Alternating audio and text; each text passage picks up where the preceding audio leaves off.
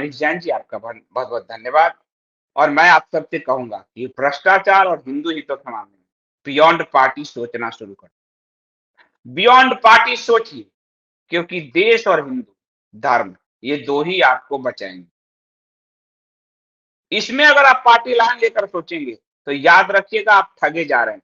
प्रफुल्ल पटेल पर महाराष्ट्र चुनाव के बाद ईडी चुप हो गई, हरियाणा चुनाव के बाद वाड्रा पर चुप हो गई और चिदंबरम जेल से बाहर एक बार निकला, खुला घूमता रहा। 2G स्पेक्ट्रम का केस लड़ने के लिए उस आनंद ग्रोवर को दिया गया, जो रोज मोदी सरकार पे हमलावर रहता है। आपको मालूम ही है, 2G केस मोदी सरकार हार गई। 2G केस जो है, जिसमें मनमोहन और राजा वजह सब फंसे हुए थे। तो आपको साफ सोचना होगा और साफ बोलना होगा, तब जाके हम सरकार पे कोई प्रेशर डाल पाएँगे। वरना तो सरकार को खुद प्रधानमंत्री मोदी कहते हैं कि चुनाव के समय हम कुछ फुलझड़ियाँ छोड़ते हैं, होली के रंग की तरह एक-दूसरे पे आरोप लगाते हैं, बाद में नॉर्मल होता है। वो जो मज़ाक में कहते थे, वही सच है। यही बात है।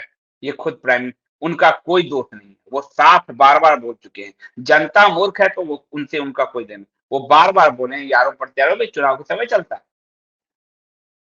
तो बाद में फाइल बंद हो जाती है। वो कह चुके, टीवी में कह चुके, उनका कोई दोष नहीं। मैं प्राइम मिनिस्टर से ज़्यादा अंधी जनता को कहूँगा कि जो इस चीज़ को समझकर प्रेशराइज़ नहीं कर। आज अगर जनता उतर जाए मुंबई की कि ठूस डालो इस नवाब मलिक को, बाप-बाप छूट जाएगा। लेकिन सुशांत केस हो गया, कुछ नहीं हुआ। आपको पालघर के संतों का केस हुआ, कुछ नहीं हुआ। टीआरपी स्कैम हुआ, बेचारा अर्नब गोस्वामी को जेल में ठूस दिया और पुरी और रजत शर्मा पूरी और कचौड़ी खाते रहे, कुछ नहीं हुआ। रिया चक्रवर्ती, कुछ नहीं हुआ। अभी जो है आपको शाहरुख का बेटा, कुछ नहीं हुआ। तो कुछ नहीं होने की हमें बीमारी आदत से बाहर निकलनी होगी। हम मूर्ख नहीं हैं। संविधान हमारे नाम से ऐसे नहीं शुरू हो रहा है और हम भी पढ़े लिखे लोग हैं, हम सिर्फ वोट देने के लिए नहीं बने। हम अपने राइट को समझते हैं और उस राइट को लागू कराने के लिए हम लड़ेंगे। नहीं तो बंगाल में आप हिंदू के रूप में मरते रहिए और महाराष्ट्र में आप सिर्फ फुटबॉल देखते रहिए और यही स्थिति बनी। तो अमित मिश्रा जी का जो है वो कह रहे हैं कि ये खुलासा भी अन्य खुलासों की तरह किरीट सोमैया जी के अनथक परिश्रम और संघर्ष का जिन्होंने शिवसेना के साथ गठबंधन के लिए भाजपा ने किनारे कर दिया था। बेचारे किरीट सोमैया बहुत मेहनत करते हैं, लेकिन जो लोग भाजपा में ही एक्सपोज करते हैं, उनको फेंक दिया जाता है, क्योंकि वो पॉलिटिकल सिस्टम में सेट नहीं होते, फिट नहीं बैठ।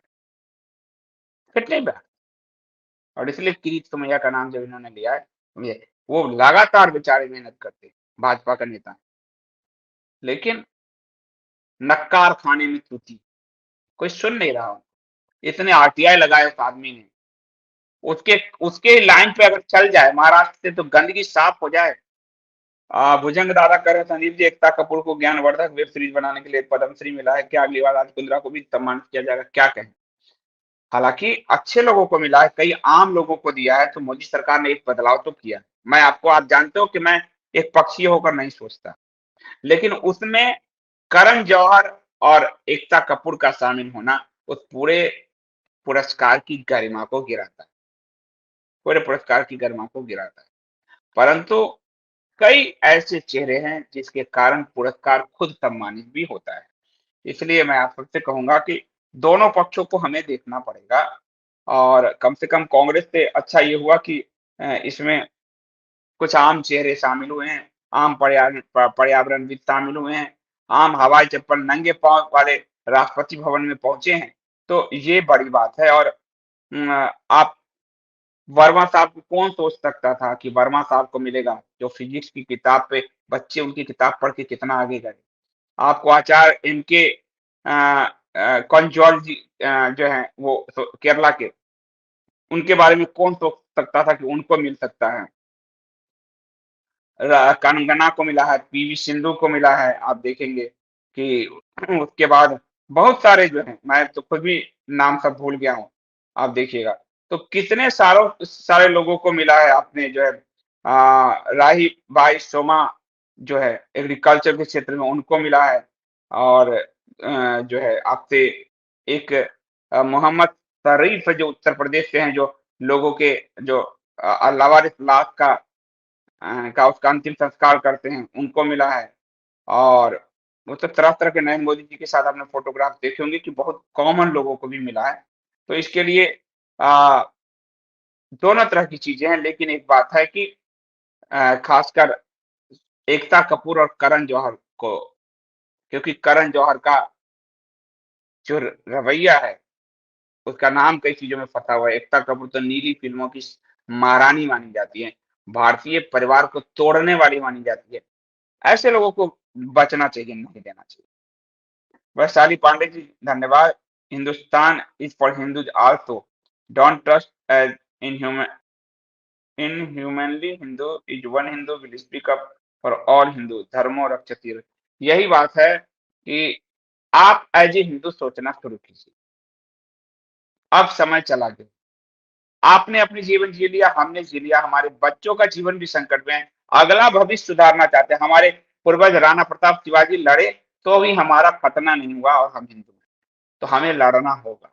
हिंदू चेतना, जिसको मैं बार-बार बोलता हूँ, जागृत करना होगा। अगर जीतना है, सचमुच युद्ध जीतना है। ओम प्रकाश जी कह रहे हैं, संदीप जी आप ही कहते हैं अभी तक अश्विनी उपाध्याय की तरफ खड़े होने वाले लोग और दिल्ली दंगे में फंसे हुए लोग बाहर नहीं आए। कौन सिर्फ फुड़काने जाएगा पहले? आपकी बात भी सही। तो मैं तो आपको इसलिए बता, अश्विनी उपाध्याय जी के साथ वाले लोग आ गए हैं, अब तो जेल से सब बाहर आ गए हैं, आजाद विनोद और ये सब आए हैं, दीपक हिंदू सब आ गए हैं। लेकिन बात आप सही कह रहे हैं, क्योंकि सत्ता का चरित्र वही, सत्ता का चरित्र वही, और इसलिए दिल्ली दंगे। लेकिन हमें आवाज उठानी पड़ेगी, हम आवाज अपना नहीं रख सकते। हम अपनी सरकार से कह रहे हैं कि आपके पूर्व मुख्यमंत्री ने कागज दिया है, नवाब मलिक को उठा लो। भाई, कोई आम घोटाले की बात नहीं है। दाऊद का जो यहाँ पर ब्लैक का धंधा था, मालूम की बहन, वो उन सब से जमीन जमीन खरीदी नहीं गई है, उनके संपत्ति को बचाया गया नवाब मलिक के द्वारा। उठाइए इनको। और इसीलिए मैं कहता हूं, बोहरा कमेटी की रिपोर्ट कब जारी करोगे? उसको रुकवाने सुप्रीम कोर्ट में 97 में सरकार ही गई थी। सरकार चाहे तो उसको जारी करा सकती है।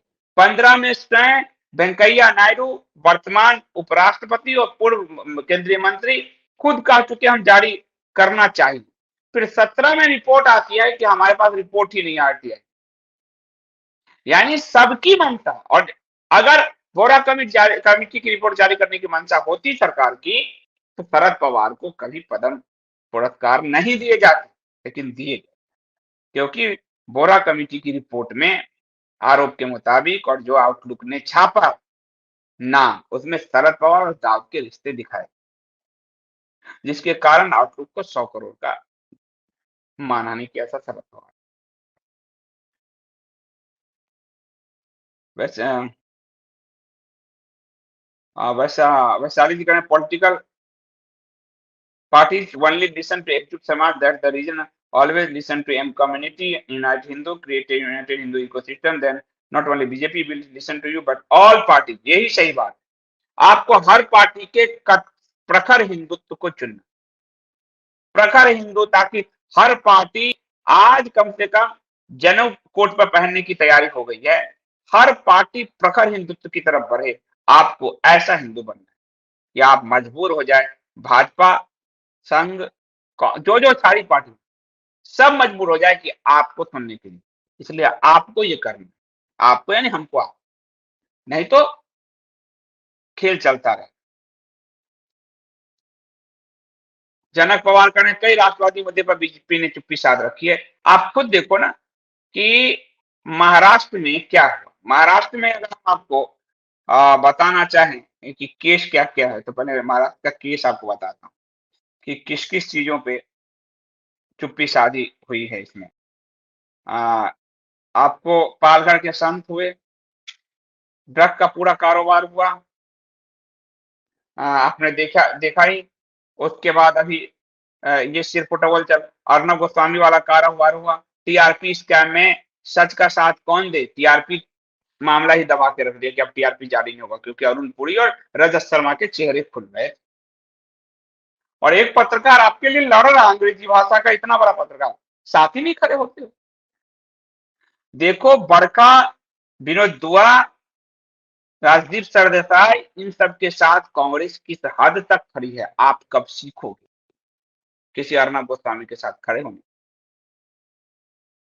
पालघर के संतों के लिए एक ईसाई, एक पादरी, एक मुल्ला, कोई मौलवी मर जाता तो कांग्रेस आसमान उठा लेती। पालघर के संतों को घेर कर मार दिया गया, वो वीडियो है, आपने एक लाइन नहीं कहा। तो आपको उठना पड़ेगा, जनता अब आपको उठाएगी, ऐसे नहीं हो सकता। हमने वोट दिया है, हमें सवाल करने का अधिकार, हमने अपने अंगूठा काटकर एकलव्य की तरह नहीं दिया है, हमें बोलने का अधिकार। निधि जी धन्यवाद।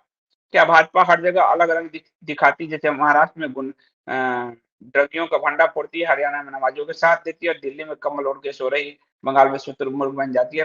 महाराष्ट्र में ड्रगियों का भंडा नहीं फोड़ती है, उसमें अधिकारी जो फोड़ा उसको हटा भी देती है। इसलिए ड्रगियों का भंडा अगर फोड़ना होता नहीं जी, तो सुशांत सिंह राजपूत के केस में खुल जाता है। वो बिहार के चुनाव में माइलेज लेने के लिए सीबीआई जांच दिया गया, जो अब खत्म हो गया। अब सीबीआई अमेरिका से मदद मांग रही, एक बात। दूसरी बात कि अभी वाले ड्रग वाले केस में समीर वानखड़े के साथ खड़े होने की जरूरत थी, अगर वो गलत है तो जाए, लेकिन उसको हटा दिया गया। तो अब शाहरुख खान जैसे एलिट क्लास को ये लगेगा कि हम तो जब चाहें। और तीसरी बात कि नवाब मलिक रोज आरोप लगा रहा है, अंदर डाल दो, दोबारा कोई हिम्मत ही नहीं कर। ये काम शिवसेना कर रही, ममता कर रही, तो एक राज्य की सरकारों के बाद इतना अधिकार है, केंद्र के पास अधिकार नहीं, ये कितना मूर्ख बना। मनीष जैन जी का राजस्थान में भाजपा सत्ता में आने के बाद रंग बदल लेती है और बार बार हारती है, उपचुनाव में सुपड़ा साफ हो गया है, यही बात है। इसलिए तो वसुंधरा के खिलाफ लोगों को गुस्सा था कि कहीं भी सत्ता में आने के बाद ये एकाएक सेकुलर होने, ये जानते हैं इनका वोटर सिर्फ हिंदू है। कोई टोपी वाला वोट अगर देता है तो हमको वोट गिन के दिखाओ, कोई टोपी वाला इनको वोट नहीं। लेकिन बीमारी है इस भारत में, नेहरू एक ऐसी और गांधी ऐसी बीमारी ला दी गए कि जो भी उस कुर्सी पर बैठता है, सत्ता में जाता है, उसे ही ये बीमारी, छूत की बीमारी है, ये छूत की बीमारी। सेकुलरिज्म एक संक्रामक रोग हो चुका है भारत।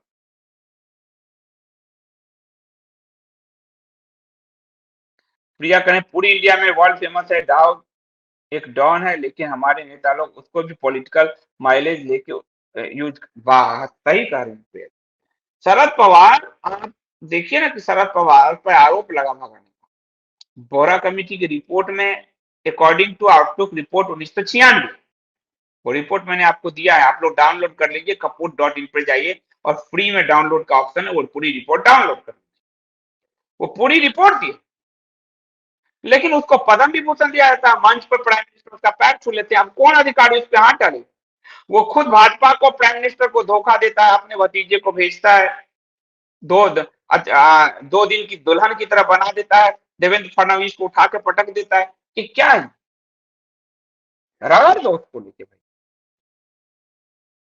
लेकिन बड़ा खेल है, अब राजनीति एक दुष्चक्र बनता जा रहा है। बीजेपी भी सारे काम करेगी अगर हम साफ साफ अपना इरादा बताएं कि अगर हमारी बात नहीं सुनेगा तो वोट नहीं मिलेगा, बड़ी यही बात है। मैं यही तो कह रहा हूं कि आप हिंदुओं को प्रेशराइज करना होगा अपनी पार्टी में। ये हर एक डे आप देखो, कांग्रेस इनकी, सपा इनकी, बसपा इनकी, ममता इनकी, लालू इनकी, जगन इनका, सब इनका। हमारी जो पार्टी वो भी छीन ली हमसे, वो अपने प्रेशर डालते, और हम बाबा जी का ठुल्लू, पहले पूरा समय कांग्रेस में हमारे दादा उदा घूमते रहे, कांग्रेस के पीछे कांग्रेस ने चला, अब हम घूम रहे हैं। तो हम प्रेशर टैक्टिक्स कब सीखेंगे? दबाव समूह बोलते हैं सुशाल जी से, हम कब सीखेंगे? और जब हम दबाव बनाते हैं तो कुछ गटर के पिस्सू टाइप लोग आते हैं, मास्टर स्ट्रोक वादी आते हैं, जो इसी सरकार से और संगठन से 2-3 लाख रुपए 4 लाख रुपए महीने कमा रहे हैं, 60-60 लाख रुपए चंदा बटोर कर मौज ले रहे हैं। तो हमको अपनी विजन साफ करनी।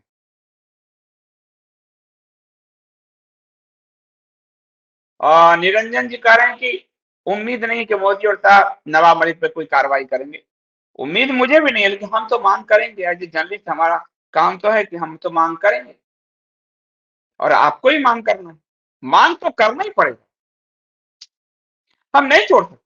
देवेंद्र फडणवीस ने, या तो आप देवेंद्र फडणवीस को हटा दीजिए कि आप नवाब मलिक पे क्यों आरोप लगा, या फिर देवेंद्र फडणवीस ने जो आरोप लगाया उसके आधार पर कार्रवाई कीजिए।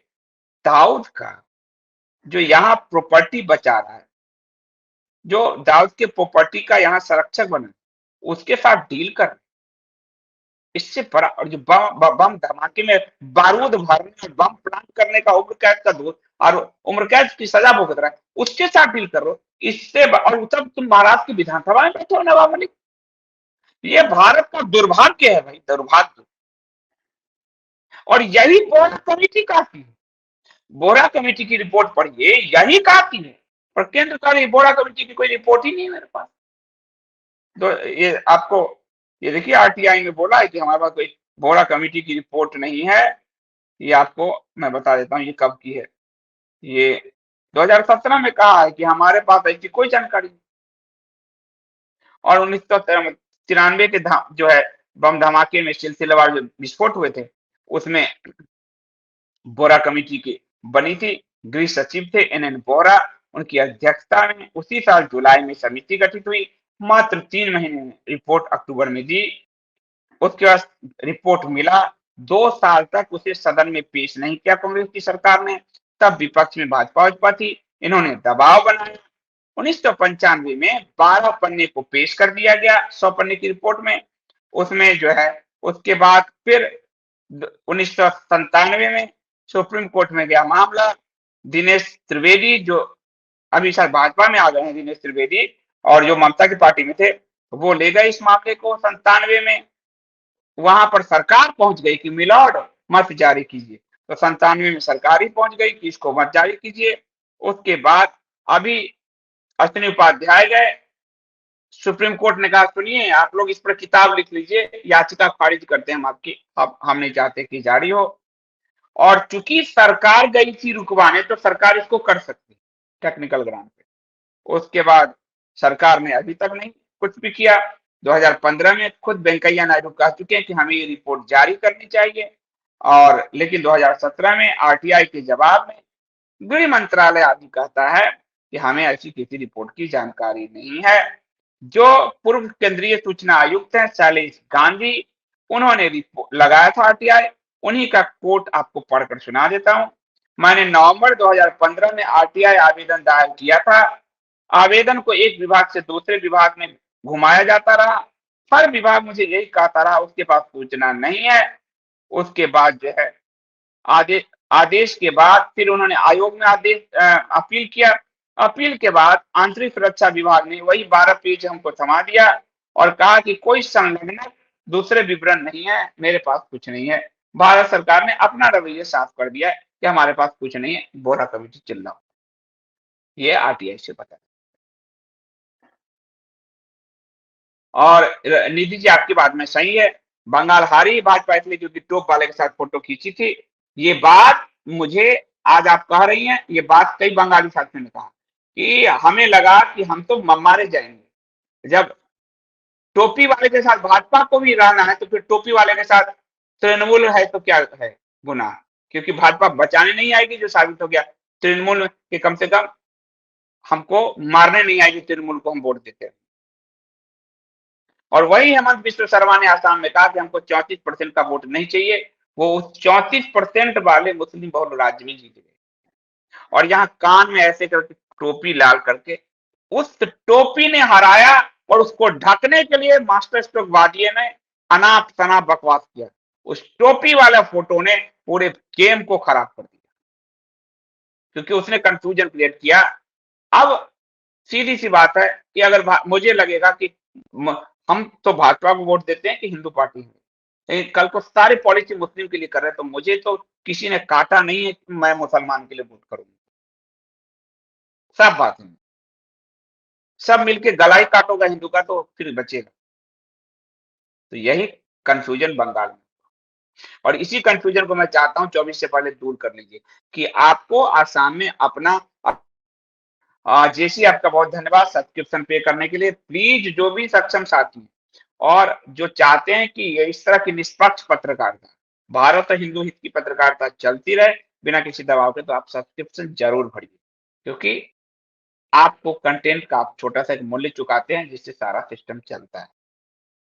संजीव अग्रवाल जी कह रहे हैं, हाँ, अच्छा निधि जी कह रहे हैं, आपके और आपके समस्त परिवार को छठ पर्व की हार्दिक शुभकामनाएं। आपको भी बहुत-बहुत धन्यवाद निधि जी। अभी हम छठ पर्व में हैं, कल भी 4 दिनों का होता है, आज दूसरा दिन था, कल तीसरा दिन है, परसों चौथा दिन है, तो अभी मैं थोड़ा-सा इसलिए आप लोग के लेट सेट आ रहा हूँ, लेकिन 9 बजे वाला टाइम तो है ही आपके पास एक। संजय अग्रवाल जी कह रहे हैं कि संदीप जी, नवाब मलिक का मामला 2005 का है, फडणवीस 14 से 19 तक मुख्यमंत्री रहे, कार्रवाई क्यों नहीं की? यही तो मैं भी कह रहा हूँ, मैं कहाँ फडणवीस का बचाव कर रहा हूँ। मैं वही तो कह रहा हूँ कि ये लोग सिर्फ जनता की मौसम से खेलते हैं। अगर ये नवाब मलिक पे तभी कार्रवाई करते तो आज ये बोल नहीं रहा होता, ये बोल नहीं रहा, शरद पवार की घिट्टी बंदी। लेकिन अंत में तो सब एक हो जाते हैं। और अच्छा सुनिए, आपको भटकाने के लिए कहा जाएगा, राजनीति में मतभेद हो, मनभेद नहीं। मैं राजनीति में मनभेद के पक्ष में। नंद से अगर चाणक्य का मनभेद ना होता तो कभी मौर्य साम्राज्य की स्थापना नहीं होती। अगर द्रौपदी का दुर्योधन से मनभेद ना होता, वो अपमानित नहीं महसूस करती, तो महाभारत नहीं होती। मतभेद चलता है, मनभेद ना हो, ये सिर्फ आपको और आप भी वही बात कहते हो कि राजनीति तब कितनी अच्छी सी, सब मिलके। मैं इसके खिलाफ, मैं जिससे लड़ रहा हूं उससे गला मिलकर नहीं लड़ सकता, गला काट सकता हूं या उससे दूरी बना सकता हूं, गला मिलकर मुझसे लड़ना नहीं। शिवाजी बगनखा लेकर गए थे, गला मिलने नहीं, सीना फाड़ने। वो मतभेद और मनभेद ये नाटक राजनीति के मुझे नहीं पसंद। सरबजीत दास जी, आपका बहुत बहुत धन्यवाद सुपर स्टिकर के लिए। मतलब हमारे को दुश्मन का पहचान ही नहीं, और हम कहे कि अरे भाई मतभेद नहीं, मनभेद, ये क्या बकवास है? राजनीति करने आए हैं, जरा जम के करेंगे, ये क्या मतलब हुआ? मैं शरद पवार से मनभेद ना रखूं और उसको पद्म भूषण दूं? जिस पर आरोप है दाऊद को भगाने के, तो 250 लोगों के मारने वालों के साथ रिश्ते रखता हो, उससे हाँ मेरा मन भेद रहेगा, मतभेद छोड़ दो, मन भेद रहेगा। मैं साफ बोलता हूँ, कोई कहता है वेंडेटा नहीं होना चाहिए, होना चाहिए। ठूस देते, अगर बोस्टन एयरपोर्ट पर एक सफेद पुड़िया वाला छोकरा गिरफ्तार हुआ था, उसी वक्त ठूस देते तो 4 से 14 तक हमें कठपुतली सरकार नहीं झेलनी पड़ती। और अभी ये जमानत पे घूम रहे इनके, भाई अभी छुट्टी मनाने गया है यार राहुल गांधी, इन सबके पासपोर्ट क्यों नहीं जब्त कर लेते? ये तो जमानत पे घूम रहे हैं, कोर्ट में अर्जी डालो। तो मतभेद नहीं होना, मनभेद नहीं हो, मैं चाहता हूं मनभेद, राजनीति ऐसे नहीं चलती। ये मिली जुली राजनीति मुझे पसंद नहीं है, मुझे आर पार की राजनीति, यस और नो, तब जाके देश में सुधार होगा। मिली जुली राजनीति नहीं तो खा गया पूरा देश का, 70 साल में बेड़ा गर्क कर दिया। जब अंग्रेजों ने आजाद को मारने में, भगत सिंह को मारने में, सुभाष को के साथ, इन सब के साथ मनभेद रखा, मारा, तो हम क्यों ना रखें इनके साथ? वो शासन करते रहे, पर हम तो महात्मा गांधी और नेहरू की झुंझुने बजाते हैं। मनभेद मतभेद ये बकवास करते हैं लोग, इन पे भरोसा मत करना किसी पे जो मनभेद मतभेद आपको सिखाए। ज्यादा नरम रहने की जरूरत नहीं है। राणा प्रताप का खून है आपके अंदर, शिवाजी महाराज, राम कृष्ण, युधिष्ठिर, अर्जुन, भीम के खून है, थोड़ा उबाल दिया करो उसको। भारतीय नेटवर्क, आपका बहुत धन्यवाद। मेरी ओर से मेरे देश प्रेम धर्म के लिए गिलहरी योगदान, गिलहरियां ही काम आती हैं, क्योंकि बड़े जो शार्क होते हैं वो ग्रब करते हैं। 3 बार मेरी कंपनी ग्रब करने का प्रयास किया, तथाकथित राष्ट्रवादी निवेशक, और बाद में पता चला कि बिजनेस के लिए वो कांग्रेस भी, और यार यार केवल मैं समझ गया, मैं माफ करो भाई, मैं ना निवेश लाऊंगा न विज्ञापन। कोई अगर अपनी विचारधारा का विज्ञापन देने आता है तो मैं उनका स्वागत करता हूँ, अपने विचारधारा का ना नहीं। मैं सिर्फ चाहता हूँ कि जिनको कंटेंट पसंद आ रहा हो, कंटेंट का मूल्य चुकाइए। मैं कोई डोनेशन नहीं मांग रहा हूँ। अगर आप जानकारी मिल रही है, श्रम संसाधन समय मिल रहा है, तो आपको उसके एवज में छोटा सा एक मूल्य चुकाना चाहिए, ये मेरा मानना है। मैं साफ साफ कर रहा हूँ, और जो लोग चुकाते हैं उन्हीं के कारण सिस्टम चल रहा है, उनका मैं बहुत हृदय से धन्यवाद करता हूँ। पर्सनल सबका मैं धन्यवाद नहीं कर पाता, आप सोचो कि उसमें तो फिर मेरा स्टडी, मेरा सब कुछ, लेकिन मैं आपका हृदय से बार बार धन्यवाद करता हूँ, सामूहिक रूप से करता हूँ। और पर्सनल तो आप सिर्फ जानेंगे, सार्वजनिक मंच से करता हूँ। आप सबका धन्यवाद, जिस कारण सिस्टम चलता है। रुपेश वर्मा जी, आप धन्यवाद करें, आपकी यही स्पष्टवादिता अच्छी लगती है, यही होनी चाहिए, क्योंकि राम और कृष्ण के वंशज हैं हम। ये फालतू की चीजें नहीं कर सकते। और मैं जितना अध्यात्म पढ़ में घुसता जा रहा हूँ, उतनी मेरी जुबान साफ होती जा रही है। मैं साफ बता रहा हूँ, जितना मैं हिंदू धर्म में डूबता जा रहा हूँ, मेरे अंदर सोचने की जो एकदम दृष्टिकोण साफ होता जा रहा है, साफ। और यही सनातन थी, इसलिए कहा गया, आज समझ में आता है, वरना तो हम श्लोक पढ़ते थे, धर्मो रक्षित रक्षिता। अब समझ में आ रहा है कि धर्म क्यों मेरी रक्षा करता है, क्योंकि धर्म हमें अग्नि में जलना सिखा देता है। अब समझ में आ रहा है, वरना अभी तक श्लोक रटता था मैं। श्लोक रटना अलग बात है, जीना अलग चीज। जितना मैं सनातन में डीप जा रहा हूँ, उतना मुझे चीजें साफ दिख रही, एकदम कोई धुंधला नहीं दिख रहा। और इसीलिए जिसको भी धुंधला दिख रहा है, वो सनातन को पढ़े। और इसलिए आपको पुस्तकें भी मैं उपलब्ध करा रहा हूँ, सनातन पे विमर्श भी दे रहा हूँ, सत्संग भी कर रहा हूँ। आज प्रधानमंत्री मोदी जी का एक तो धन्यवाद हम देंगे ही, कि जो आदिशंकर की मूर्ति, उन्होंने आदिशंकर को याद कराया नया पीढ़ी को। वरना मैं कितने सालों से आदिशंकर पे बोल बोल के थक गया हूँ। हिंदू तो सुनने ही नहीं आता, आदिशंकर पे बोलता हूँ तो 400-500 लोग सुनने आते हैं। कम से कम मोदी जी के जरिए नई पीढ़ी में जिज्ञासा तो पैदा हुई कि ये पीठ वाले नहीं, ओरिजिनल शंकराचार्य कौन थे।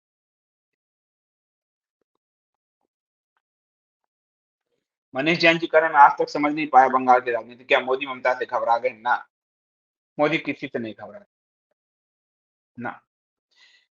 बंगाल की राजनीति ये है, देखिए आप समझिए, पूरी दुनिया में आप अकेले हो हिंदू। आपकी मौत से कहीं किसी यूनाइटेड नेशन में मानवाधिकार के मामले नहीं उठते, पर एक अखलाक की मौत पर मानवाधिकार के मामले उठते हैं। वर्ल्ड के हाँ में हाँ मिलाने के लिए हमारे जो राष्ट्राध्यक्ष है, पॉलिटिकल सिस्टम, वो एक अखलाक की मौत पर भी रो लेते हैं। पर चूंकि हमारा वजूद जीरो है, इसलिए हमारे राष्ट्राध्यक्ष भी हमारी मौत को इग्नोर करते हैं कि ज्यादा शोर नहीं मचे हिंदुओं की मौत पे, वरना बेवजह का भी तंडा हो। यही बात है।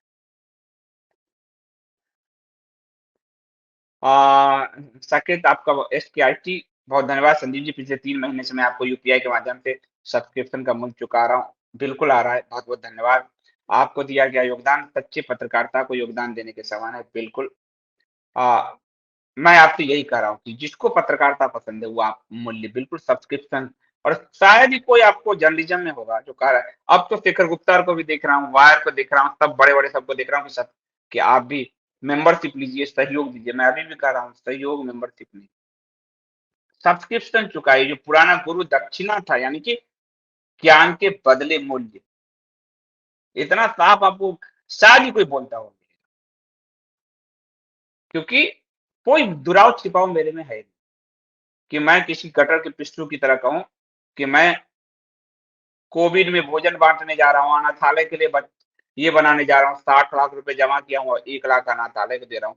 अरे ज्ञान की लड़ाई लड़ रहे हैं, ज्ञान की करो ना। क्या क्रिश्चियन मिशनरी और पादरियों की तरह भोजन बांटने के नाम पे फोटो डाल रहे हो? और जो लोग दान करते हैं ना, वो कहीं बताते नहीं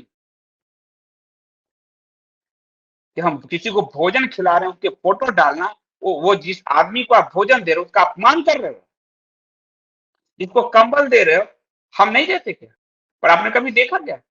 उसको उस गरीब का अपमान, उसके सम्मान को रौंद दिया। और ये तब समझ में आता है जब सनातन को आप जानते हो, सनातन में आप डूबते हो। ये ईसाइयत की देन है कि अपने, कि वहां पर हमारे प्रचारक ये कर रहे हैं, हमारे वो कर रहे हैं, वहां हम कोविड का लगाएंगे। कोविड में राणा आयोग ने भी ठगा, वामपंथी, और गटर के पिस्सू ने भी ठगा, तथाकथित राष्ट्रवाद, कोविड के नाम पे लोगों को भोजन बांट रहे। इसलिए जो सनातन को जान जाएगा, वो कभी किसी गरीब का अपमान नहीं। उसको भोजन देते हुए हम फोटो खींचेंगे? अरे डूब के मैं उससे मर जाना चाहिए। सबसे बड़ा जो कहा गया ये, कि जो 4-5 अहंकार है, इसमें सबसे छोटा अहंकार धन का अहंकार। और ये जो समाज सेवा, ये अहंकार है जो प्रदर्शित करते हैं, वो तो गुप्त होता है, लेकिन लोग प्रदर्शित करते हैं, क्योंकि उसके जरिए 10,000 देते हैं तो फिर कोई 100 दे जाता है। रमन दुबे जी आपका बहुत-बहुत धन्यवाद। आप thank you so much membership के लिए, बहुत-बहुत धन्यवाद आपका। प्रियेश शर्मा जी अभी समस्तीपुर में हूँ मैं। इस महीने समस्तीपुर में हूँ मैं। अ, विजय चौहान जी आपका बहुत-बहुत धन्यवाद सब्सक्रिप्शन पे करने के लिए बहुत हृदय से और मैं किसी को पर्सनल नहीं दे पाता हूँ तो अन्यथा मत लीजिएगा, दिल में मत लीजिएगा, धन्यवाद। मैं सामूहिक रूप से देता हूँ क्योंकि ये समय मैं जो पढ़ने में, अध्ययन में लगाता हूँ, वो फिर मैं उस रूप में आपको लौटा दे रहा हूँ धन्यवाद देकर। क्योंकि पर्सनली सबको देने जाऊँगा तो आप समझ रहे हो फिर आप मुझे पसंद करते हो मेरे अध्ययन के कारण, तो वही मैं देने का प्रयास कर रहा हूँ। अ, निधि जी मैं अपना कोई वीडियो मिस नहीं करती चाहे संवाद ना हो पाए पर देख थैंक यू निधि जी आप तो बस आरंभ से ही मुझे मुझे अपने सारे पाठक दर्शक याद हैं बिल्कुल तो मैं उन सबका बहुत धन्यवाद करता हूँ आपका धन्यवाद करता हूँ यतेंद्र कुमार मिश्रा पटाखे में बारूद भरी जाती है उसमें जितनी नमी रहेगी उसी क्रम से आवाज करेगा पर पटाखे में बारूद पूर्ण रूप से नमी विहीन होगी वही पटाखा इतनी जोर से फूटता है आस-पास वालों के कान सुन्न जाते हैं, आपकी वाणी भी है। ठीक है मेरी वाणी थोड़ी कर्कश है पर मैं ऐसा ही हूँ, मैं अब नहीं बदल सकता, क्या कहूँ। नागेश राव जी मेरा आपका गुरुकुल कब तक खुलेगा? वो आपका गुरुकुल है, मेरा नहीं है। मैं उसके मेरे लॉयर के पास जा चुका है और मैं कई लोग कह रहे हैं मैं उसमें वहाँ मैं आपको डोनेशन आपके दान का उपयोग वहाँ होगा, वहाँ। क्योंकि वो शस्त्र शास्त्र प्रशिक्षण केंद्र होगा और वहाँ होगा वो। ये मैं एक स्किल दे रहा हूँ। वहाँ पर गुरुकुल की प्रणाली की तरह मैं चलाऊँगा। यहाँ मैं अपना स्किल दे रहा हूँ, अपनी टीम का स्किल, उसके लिए मूल्य चुकाने को कह रहा हूँ। वहाँ वो पूरा समाज का वो उपक्रम होगा, जो विदाउट डोनेशन नहीं चल सकता। शस्त्र-शास्त्र प्रशिक्षण और तो इसलिए वो बड़े पैमाने पे होगा। ये तो वो तो बड़े पैमाने पे होगा, तो उसकी तैयारी चल रही है, उसके लिए लैंड, उसके लिए ट्रस्ट, फिर लैंड लिया जाएगा, गुरुकुल खोले जाएँगे, आवासीय बनाया जाएगा। वो लंबा प्रोजेक्ट है वो, छोटा प्रोजेक्ट नहीं है। आवासीय बनाया जाएगा। जो लोग 20-21 दिन के कोर्स होंगे, उसमें हिंदू अर्थशास्त्र, हिंदू राजनीति शास्त्र, हिंदू समाजशास्त्र, हिंदू संस्कृति, सभ्यता इस तरह के कोर्स डिज़ाइन किए जा रहे हैं। कोर्स की प्रिंटिंग में भी बहुत पैसे लगने हैं। उस तरह के बुक्स डिज़ाइन किए जा रहे हैं। रेयरिस्ट बुक्स पे काम चल रहा है। वो बड़ा प्रोजेक्ट है, बहुत बड़ा। तो उस पे हम काम कर रहे हैं और वहाँ आके ट्रेनिंग मॉड्यूल तो माँ-बाप के लिए अलग ट्रेनिंग, बच्चों के लिए अलग ट्रेनिंग, सारी साथ में शारीरिक स्वास्थ्य जो है और ये हम हरियाणा से शुरुआत करेंगे, कुरुक्षेत्र की भूमि से क्योंकि हम युद्ध करने जा रहे हैं। तो हम हरियाणा से इसकी शुरुआत करेंगे। वहाँ से ही मैं इसलिए मैंने अपना घर भी हरियाणा में रखा है अब, क्योंकि वहाँ अब कृष्ण का सुदर्शन वाला रूप चाहिए, अब महाभारत चाहिए, अब कुरुक्षेत्र चाहिए। अब मुझे अब मुझे कुछ समझ में नहीं आ रहा, क्योंकि हम बहुत हो चुका। हमें कोई भी मिलोड आ जाता है, असहिष्णु कह देता है। कोई आता है, असहिष्णु कह देता है, तुमने हमारी असहिष्णुता देखी नहीं है। हम बहुत सहिष्णु हैं इसलिए तुम्हें असहिष्णु दिख रहे हैं। हमारे एक-एक योद्धा और जो वहाँ से तैयार होगा, ऐसा नहीं कि आपको अपने बच्चा गुरुकुल में डालना है। सिर्फ़ 21 दिन में आपके अंदर का प्रखर हिंदुत्व को जगा देना है, जिसको कंटिन्यू आपको करना है। क्योंकि आपकी इच्छा नहीं हो तो ज़बरदस्ती कोई कुछ नहीं। 21 दिन का कोर्स मॉडल तैयार किया जाए, जिसमें आपको ऑनलाइन भी ट्रेनिंग होगी ऑफलाइन भी होगी। ऑफलाइन को ज़्यादा फ़ायदा मिलेगा क्योंकि आपको ट्रेनिंग वहाँ करवाया जाएगा और जो ऑनलाइन होंगे, वो भी वो देख के उस हिसाब से करेंगे। कोर्स तो पूरा और वो कोर्स सारा मैं खुद कंडक्ट कर रहा हूँ, किसी बाहरी को सारा हिंदू धर्म शास्त्र मुझे संतोष नहीं मिलता। कई लोगों से काम करवाया मैंने, मुझे संतोष नहीं मिलता। वो अंदर वो एसेंस नहीं आ पाता। तो वो मैं पूरी हम मेरी निगरानी में चीज़ें चल रही हैं। तो बस थोड़ा-सा समय दीजिए मुझे और प्रभु प्रभु ही चाहेंगे, ईश्वर चाहेंगे हो जाएगा। सरोमी रॉय कह रहे हैं कि धन्यवाद संदीप जी आपने सही कहा शत्रु से मित्रता कैसी? यही सच है, यही सच है। मैं उस सभ्यता से आता हूँ, जहाँ जांग तोड़ने में भी भीम को संकोच नहीं हुआ। मैं उस सभ्यता से आता हूँ, जहाँ दुशासन के सीने को चीरकर लहू पीने में भी मानव को संकोच नहीं हुआ। मैं उस सभ्यता से आता हूँ, जहाँ माता के तांडव ने राक्षसों में त्राही-त्राही मचा दी और रिक्त रक्त बीज का माता ने रक्तपान किया। मैं उस सभ्यता से आता हूँ, मुझे कोई अहिंसा ना सिखाए और मुझे कोई मित्रता ना सिखाए। मित्रता के लिए हम सर्वस्व त्यागने वाले लोग हैं और शत्रु के सर्वस्व को छीनने वाले लोग हैं। हमारे अंदर के उस पूरे वीर्य को, उस खून को सुखा दिया गया है कि मनभेद नहीं हो, ये नहीं हो। पूरी सभ्यता की हमारी लड़ाई उसी पर टिकी है कि हमने शत्रुबोध रखा, हम जीते। जिस दिन हमने शत्रुबोध खोया, हम हार गए। इसलिए हमने अंग्रेजों को शत्रु की जगह मित्र बना लिया गांधी ने और कहा कि हम तो अंग्रेजों के लिए काम कर रहे हैं। उसी दिन हम हार गए और हमने सुभाष को छोड़ दिया, हमारे बंगाल में सुभाष को छोड़ दिया, हमने भगत सिंह को छोड़ दिया, आजाद को छोड़ दिया, बिस्मिल को छोड़ दिया, क्योंकि हमने अपने शत्रु और मित्र को पहचानने की शक्ति खो दी कुछ लोगों के दबाव में। इसलिए मैं नवाब मलिक और फडणवीस की मित्रता नहीं स्वीकार कर सकता। अगर शत्रुता है तो शत्रुता खुलकर खेलो, हमें मत बहलाओ, हमें मत टहलाओ। आज मेरे घर में माता काली की मूर्ति है और माता काली का ही मेरे पर आशीर्वाद है। मेरी माँ आपको कहानी बताएगी और मेरी आशुतोष महाराज जी वाली किताब में स्पष्ट लिखा है। और जो मेरा सत्र शास्त्र प्रशिक्षण केंद्र हो रहा है, वहाँ माँ काली की मंदिर बनी। जब तक आप रक्तपान की सभ्यता, हमने राक्षसों से आप कैसे मित्रता करो? जो आपका खून पीने आ रहा है उसको कहोगे कि मन आइए मतभेद रखेंगे, मनभेद नहीं रखते हैं। जो अरबी भाषा में बात करता है उसे हिंदी में कैसे सिखाओगे? सीधी-सी बात। तो हम इस चीज़ मेरे राम के हाथ में धनुष है, मेरे कृष्ण के हाथ में सुदर्शन है, मेरे शिव जो महायोगी है वो भी अपना त्रिशूल नहीं छोड़ रहे। हम पागल हैं? इसलिए हमें सीधी-सी बात, हमें अपने शत्रु बोध होने चाहिए। पहला लाइन है मेरा कि मैं आपको आपका शत्रु बोध होना चाहिए। मित्र बोध हो ना हो, शत्रु बोध तुम्हें होना ही चाहिए। माया जी बहुत धन्यवाद। जिनकी नाक तलवार जैसी होती है वो लोग सच बोलने वाले और चिरदिन। अच्छा मेरी नाक तलवार जैसी है, कुछ ज़्यादा लंबी नहीं है।